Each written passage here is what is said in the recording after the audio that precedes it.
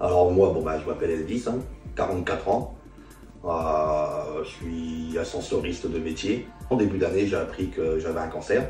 Donc j'ai fait un premier cancer sur lequel j'ai subi une chirurgie qui a fait qu'on a pu enlever assez facilement et rapidement le truc. J'avais derrière un contrôle tous les 3 mois.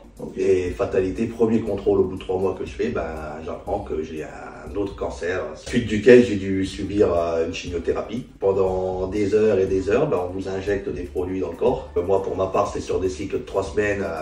La première semaine, c'était tous les matins pendant 5 heures, où on me balançait entre 4 et 5 litres de produits dans le corps. Et après, les 2 semaines suivantes, je ne faisais que le lundi. Donc ces semaines-là, au bout de 3-4 jours, j'arrivais quand même à récupérer la semaine précédente, et c'est ce qui me permettait de pouvoir faire un peu des choses autres que de rester à la maison, quoi. Je te dis pourquoi moi, tu te dis je suis encore jeune, j'ai 44 ans, j'ai quand même une vie qui est assez saine, je fais du sport.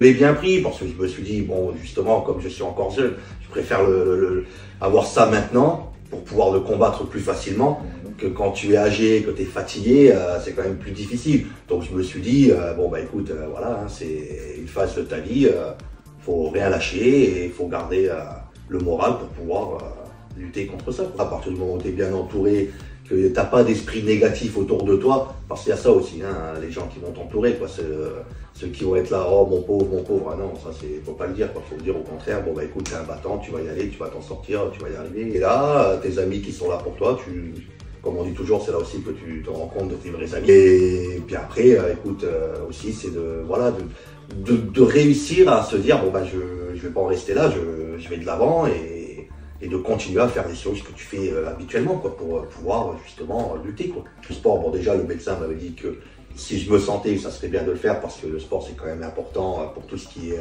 déjà pour te renforcer tes défenses immunitaires et tout, c'est important de faire du sport. Okay. Et surtout, ça te permet de t'évader, ça te permet de voir du monde. De rien, quand tu vas à la salle, après tout dépend des sports, c'est différent, mais le fait d'aller à la salle, de voir du monde, de discuter avec des gens, ça te fait du bien au moral, moi je lui dirais tout simplement de se battre. Okay. Que de toute façon, t'as pas le choix, c'est comme ça, Il faut pas se laisser abattre, il faut se battre, il faut être fort et de continuer sa vie normalement, Certes, il va y avoir toute cette phase où il y aura les traitements et tout qui vont faire que ça te change un peu la vie. Vraiment rester positif et vraiment continuer à vivre sa vie normalement, Okay. Continuer à voir ses amis, continuer à sortir, continuer à faire du sport s'il fait du sport. C'est vraiment ce qui va t'aider déjà de moins y penser. Parce que ça c'est important aussi, que la personne qui est seule, qui a ça, qui est tout le temps en train de penser à ça, c'est sûr que ça va être plus compliqué pour lui. Au moins de sortir, de voir du monde.